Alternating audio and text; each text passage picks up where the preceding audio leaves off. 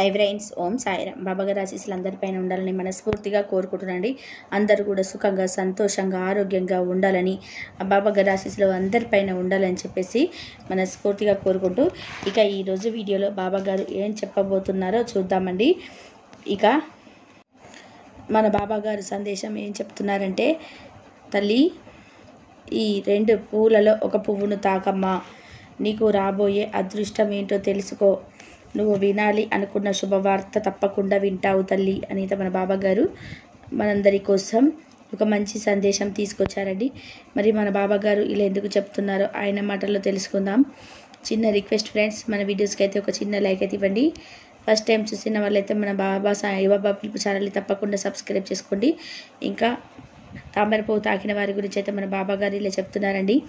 తల్లి, తామర పువ్వు ఒక పవిత్రమైన పువ్వు. బురదలో నుంచి వచ్చినా కానీ బురద అంటకుండా అందమైన స్వచ్ఛమైన పువ్వు వలె మనకు కనిపిస్తుంది కదా. తామర పువ్వు తనకు బదులుగా దాని పుట్టుకలో నిర్ణయించుకున్నది తల్లి. లక్ష్మీదేవి మాతకి ఎంతో ఇష్టమైన ఈ తామర పువ్వు ఎంతో అదృష్టం కలది. దానిని తాకిన నువ్వు కూడా అదృష్టవంతురాలువే తల్లి. నీకు మంచి లక్ష్మీ కటాక్షం కలగబోతుందమ్మా. ఇప్పటి వరకు ఎన్ని ఇబ్బందులు చూసినా నీకు మంచి సిరి సంపదలు కలగబోతున్నాయి. నువ్వు ఎలాంటి కష్టంలో ఉన్నా సరే తామర వలె అందంగా ఆ కష్టాన్ని తెలియకుండా బయట వాళ్ళకి ఆ కష్టం కనిపించకుండా ఉంటావు తల్లి. కష్టం వచ్చినప్పుడు, సమస్యలు వచ్చినప్పుడు వాటిని ఎలా తొలగించుకోవాలి అని ఆలోచిస్తూ ఉంటావు తల్లి. సమస్యలకు, కష్టాలకి అస్సలు భయపడవు, వాటిని దాటే ప్రయత్నం చేస్తావమ్మా. ఇలాంటి గుణం నీకు ఎంతో మంచి లక్షణం తల్లి. నీకు తామర పువ్వు తాకిన నీకు తామర పువ్వు లక్ష్మీ కటాక్షం కలిగి ఉంటుంది కదమ్మా. కాబట్టి ప్రతి శుక్రవారం కూడా తామర పువ్వులతోటి లక్ష్మీదేవిని పూజించు తల్లి. నీకు అదృష్టం నీ వెంటే ఉంటుంది. అలాగే తామర రేకులు ఎంత సున్నితంగా ఉంటాయో, తాకితే కమిలిపోయేలాగా ఉంటాయో, నీ మనసు కూడా అంతే సున్నితమమ్మా. ఎవరు ఒక్క మాట అన్నా సరే తట్టుకోలేవు. ఇతరుల చేత బాధించబడుతున్నావు.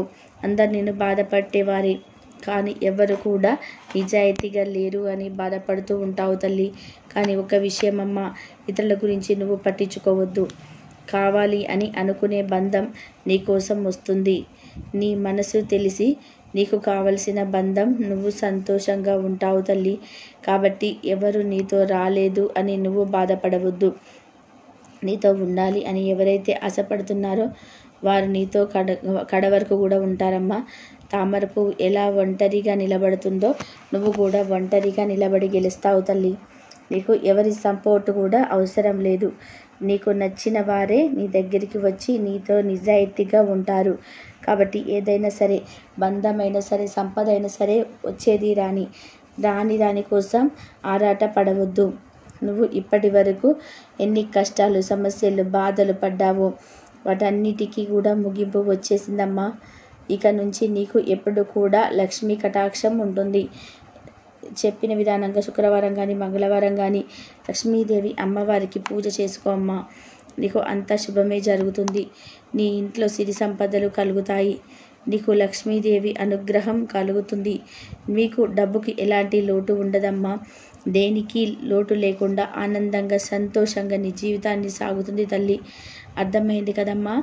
తామర పువ్వు తాకిన వారి గురించి అయితే లక్ష్మీదేవి అమ్మవారు అనుగ్రహం ఉంటుందని చెప్తున్నారండి. రోజా పువ్వు తాకిన నా బిడ్డ ఎవరైతే ఉన్నారో, రోజా పువ్వు తాకిన నువ్వు రోజా పువ్వు వలె అందమైన మనసు కల దానివి తల్లి. నువ్వు కష్టం రాకూడదు, నా వల్ల అస్సలు రాకూడదు అని అనుకునే మనస్తత్వం అమ్మ నీది. రోజా పువ్వులాగే నీ జీవితం అందంగా ఉండాలి అని అనుకుంటావు. కుటుంబంలోనే ఎంతో ఆప్యాయంగా చూసుకొని కావలసిన అన్నిటినీ కూడా సమకూర్చి అందరినీ సంతోషంగా ఉంచాలి అని నువ్వు ఆరాటపడుతూ ఉంటావమ్మా. అందరు కూడా అభిమానాన్ని సమపాలలో పంచుతావు. నువ్వు చెట్టు ఎక్కువ బల్లగా ఉంటుందమ్మా. రోజా చెట్టు గుత్తులుగా ఎలా పువ్వులు పూస్తుందో అలాగే నీతో జన బలగం, కుటుంబ బలగం ఉంటారు. ఏ కాలంలోనైనా దొరికే రోజాలు ఎప్పుడు అదుపు లేకుండా శ్రమిస్తూ ఉంటావు తల్లి. కష్టపడి పని చేస్తావు. నీ జీవితంలో ఎప్పుడు కూడా పని చేస్తూనే ఉండాలి అని అనుకుంటావు. రోజా పువ్వు తాకిన నా బిడ్డ రోజా పువ్వుని అందరూ కూడా కావాలని అనుకుంటారు.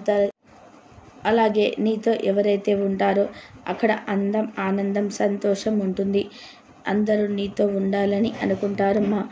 నువ్వు నీ వాళ్ళపై చూపించే ప్రేమ, ఆప్యాయతలకి అందరూ కూడా నువ్వే కావాలని కోరుకుంటారు. ఏ సమస్య వచ్చినా సరే నీకు నీ కుటుంబ సభ్యులనే ఒక సపోర్ట్ నీకు తప్పకుండా ఉంటుంది తల్లి.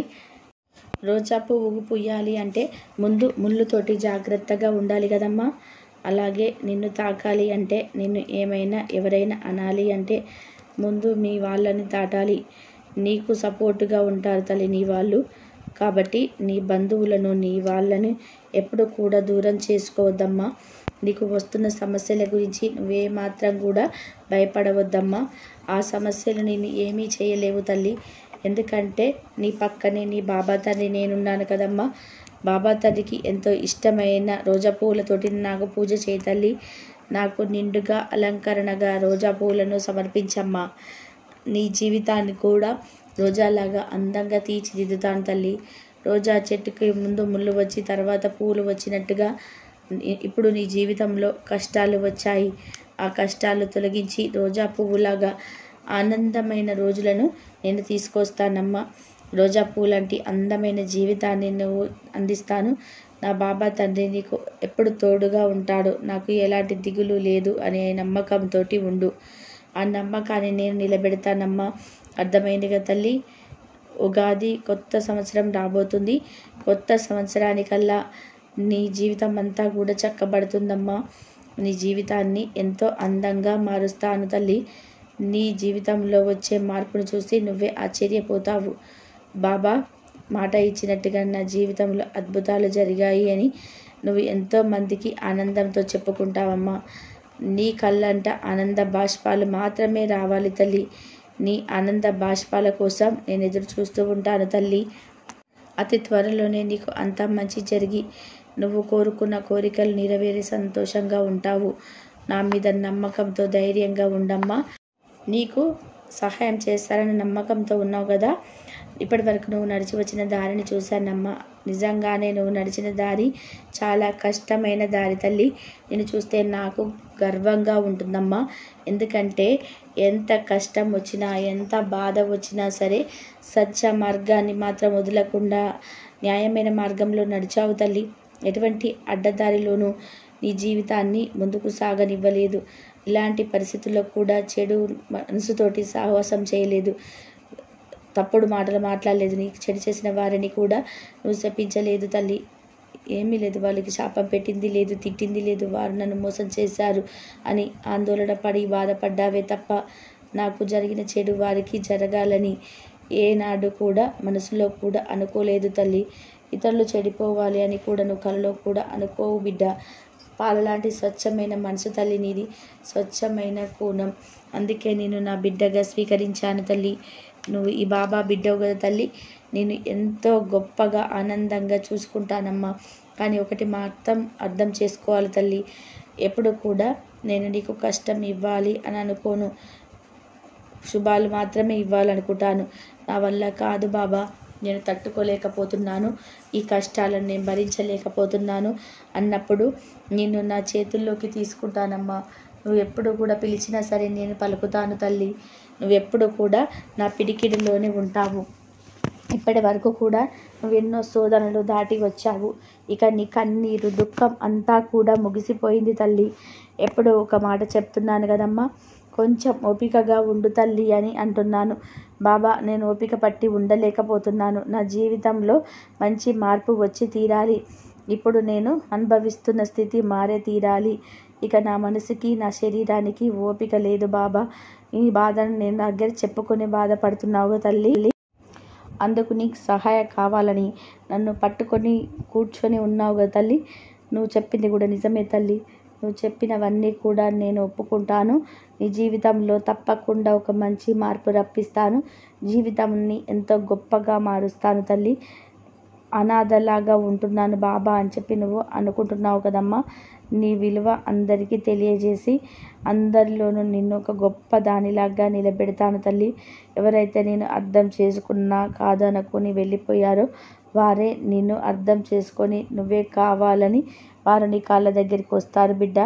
ఏం సాధిస్తావులే అన్న వాళ్ళ దగ్గర నువ్వు గొప్పగా ఎదిగేలా చేస్తానమ్మా. అందరూ ఆశ్చర్యపడేలాగా నిన్ను నిర్లక్ష్యం చేసిన వాళ్ళ ముందు అందరంతా ఎత్తుకు నిలబెడతాను తల్లి నిన్ను. ఇప్పటి వరకు ఎదురు చూసిన దానికి మంచి ఫలితమే నీకు దక్కబోతుంది తల్లి. జరిగిపోయిన గతమంతా కూడా వదిలేసి రాబోయే సంతోషకాలం గురించి ఆలోచిస్తూ సంతోషంగా ఉండు తల్లి.